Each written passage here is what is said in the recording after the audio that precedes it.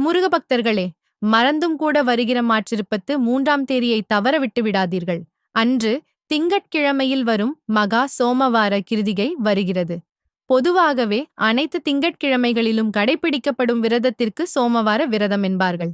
மாதத்திற்கு ஒரு முறை மட்டுமே வரும் இந்த கிருதிகை நாளில் விரதம் இருந்து முருகப்பெருமானை வழிபட நினைப்பவர்கள் அன்று அதிகாலை பிரம்ம முகூர்த்தத்தில் எழுந்து நீராடிவிட்டு பூஜை அறையை சுத்தம் செய்து வத்தியேற்றி விளக்கேற்றி கந்தபுராணம் அல்லது முருகன் மந்திரங்கள் போன்றவர்களைச் சொல்லி முருகப்பெருமானை வணங்க வேண்டும்.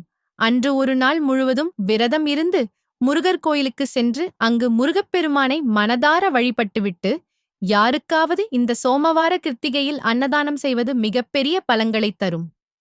ஒருவரின் பசியை நீங்கள் தீர்ப்பதால் அவர்களின் ஆன்மா சந்தோஷமடைந்து உங்களை ஆசிர்வதிப்பதால் முருகப்பெருமானின் அருளோடு நீங்கள் முருகப்பெருமானிடம் கேட்ட அனைத்தும் நிறைவேறும்.